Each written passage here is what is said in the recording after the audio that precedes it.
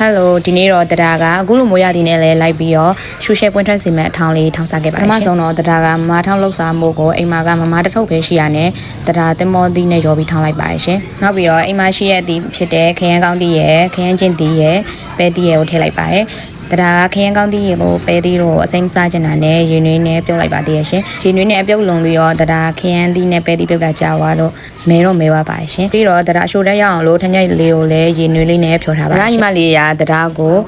တမော်တီလည်းကိုရှစ်ပေးပါတယ်တမော်တီနည်းနည်းကြံအောင်ကြတော့တရားလို့မရှိတတ်တော့နဲ့တရားဓာလေးနဲ့ပဲလှီးပြီးအတုံးလေးလှီးလိုက်ပါတယ်ရှင်တရားပဲသီးနဲ့ခရမ်းကောင်းသီးကိုကြိုက်ပြုံးပြီးတော့အနှစ်ခုကတော့မမဲဖြိုးသွားပြီပေါ့နော်တရားခရမ်းကျင်သီးကိုတော့အစိမ်းလေးထည့်လိုက်ပြီးတော့တရား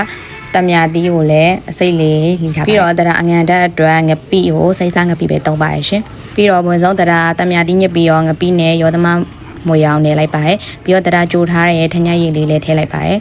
ပြီးတော့တရားငရုတ်သီးမှုန့်လေးကိုပဲသုံးပါတယ်တရားကဆက်ဆက်လေးစားခြင်းလို့ငရုတ်သီးမှုန့်ကို3ဆုံးလောက်ထည့်လိုက်ပါတယ်ဒီထက်ဆက်ဆက်စားခြင်းနဲ့ဆိုလဲပို့ထည့်လို့ရပါတယ်ပြီးတော့တရားတို့အိမ်မှာအစင်သင်းဖြော်ထားတဲ့မကြီးရည်နဲ့sauce ကိုလည်းထည့်လိုက်ပါတယ်မကြီးရည်ရဲ့ထညက်ရဲ့ငရုတ်သီးစိမ်းရဲ့ဖြော်ထားတဲ့ sauce လေးကိုထည့်လိုက်ပါတယ်ပြီးတော့တရားအငံရတာလေးလိုနေလို့လဲငံပြားရည်လေးကိုထည့်လိုက်ပါတယ်အရှုံမုတ်ကတော့တရားဇွန်းလေးနဲ့ဒီဖိတ်စားဇွန်းနဲ့2စွန်းလောက်ပဲထည့်ပါတယ်ဘာလို့လဲဆိုတော့အရှုတက်ထညက်တွေလည်းပါနေလို့ပါ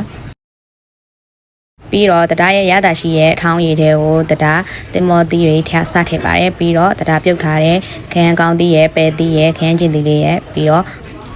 မခောက်ဆွဲထုတ်လေးရဲ့ထည့်လိုက်ပါရရှင်အဲ့ဒါနဲ့တရားရောသမမွေပြီးတော့တရားရဲ့အထောင်းရည်တွေတင်မောသီးတွေထဲကိုစိတ်ဝင်အောင်လို့တေချာလေးတုပ်ပြလိုက်ပါရရှင်အခုတရားလောက်စားသလိုမျိုးအထောင်းလောက်စားခြင်းအိမ်မှာစုံထောင်းမရှိလဲတရားလိုမျိုးလေးလောက်စားလို့ရပါတယ်ရှင်တရားကြတော့အဆက်ကြိုက်လို့တရားကဆက်ဆက်လေးထောင်းတာပါရှင်တရားလိုမျိုးလေးအရှိုရတာလဲလိုက်ထောင်းလို့ရရဲ့เนาะအဲ့ဒါဆိုရင်ငရုတ်သီးမုန့်လေးပဲထည့်စရာမလိုပါဘူးရှင်ခုလိုမျိုးအရသာရှိပြီးတော့ရန်စားကောင်းတဲ့အတုပ်လေးကိုအရင်လူရလဲအကုန်ခက်ကြပါဘူးအဆက်ပို့တဲ့လူရတော့မြင့်လေးထည့်ပြီးတော့ပို့တော့ရင်ပို့ပြီးတော့အရသာရှိပါတယ်ရှင်ပို့ပြီးဆက်ပြီးတော့အရသာရှိပါရဲ့တရား blog လေးကိုကြည့်ခြင်းတရား follow လုပ်ခဲ့ဖို့မမေ့နဲ့เนาะ bye bye